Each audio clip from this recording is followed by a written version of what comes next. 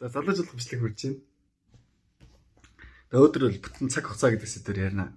Би өмнө нь хуучин та нарт бүр бэлгийн нэр гэдэг сэдвээр бүр 2 3 4 5 лекц хийчихсэн. Shit. Тэр би яг тэр 4 цагийн бичлэгийн дараа толгоороо ингэ зогчихсан аахгүй юу? Чи яг ийм юм ярих юм үнөө гэд. Маа найзууд хүртэл навагшаалаад. Тэгээ чамшиг ингэ яг ярих юм үнөө өдр гэд тэ. Яг тэгээ бас энэ цаг хугацаа гэдэг сэдвийг чинь би яг ярих юм үнэ биш мэдэхгүй л байна. Яг тэгээ ер нь бол ярина. Яагаад ярьж байгаа юм бэ гэхээр энэ айгу монголчууд яг энэ тухай өрөөсөө ойлгоогүй явчихдаг. Тэгээ тэр тэнэг багш нар нь бүр буруу заагаад гисэн байж байдаг. Сүүлийн үед яг ганц хоёр зөв багш нар нь бас ярьж байгаа. Гэхдээ тэр нь яг эрүүл мэндийн тухайд биш, мөнгөний тухайд. Та нарт ингээд те тэр ингээд цаг хугацааг ингээд баян хүн ямар хүн байд юм бэ гэхээр харин богино цаг хугацаанд их мөнгө олдог. Эсвэл мөнгө нь өөрийнх нь төлөө ажилтдаг хүн байдаг байхгүй юу? Эсвэл үнцэн бүтээдэг хүн байдаг. Орлогдошгүй тийм хүн байдаг байхгүй юу? Тэгээд цаг хугацаа өөрийнх нь найз, дайсан биш.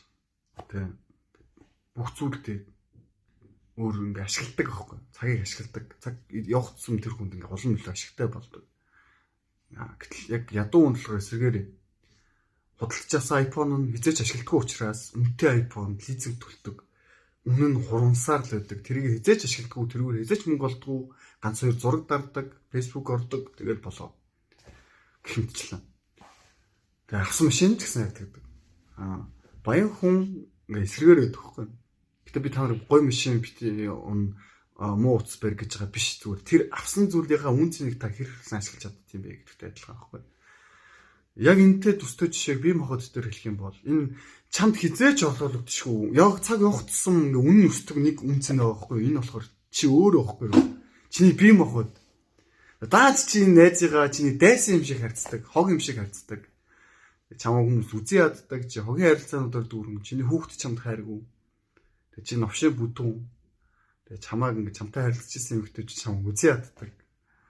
Чи дээрээс нь тэ энэ хорон ертөнцөг ингэ дургу амьдралыг ингэ аргацааж явдаг.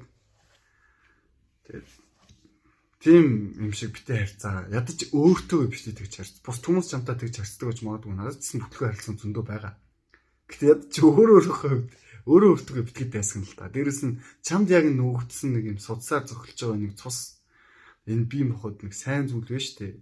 Энийг яагаад чи өөртөө нэг дайсан юм шиг харьцдаг юм бэ? Тэгээд ахаар чин ингээд энэ хорон ертөнцийн бүр том зүйлс эсрэгчсэн бас дайсан юм шиг ажиллаж эхэлнэ штэ. Цаг хугацаа дээрээс нь бас өршөөлгүй байхгүй юу? Гэтэ энэ бол гоё зүйл.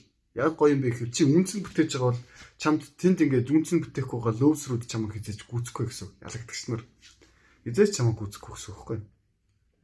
Тэ. Бид сод яагаад имжлэг хийх юм бэ гэхээр авсан утасынхаа үнцнийг гаргах цаа. Тэгээ би өмнө хэлжсэн анхын бичлэгүүд хийж эхлэхээс өмнө би дандаа хямдхан утас өрдөг гэсэн. Ер нь үнэтэй утас авахгүй тий 100 200 л утас аавна. Тэгээс тухайд S6, S7, S8 ч л.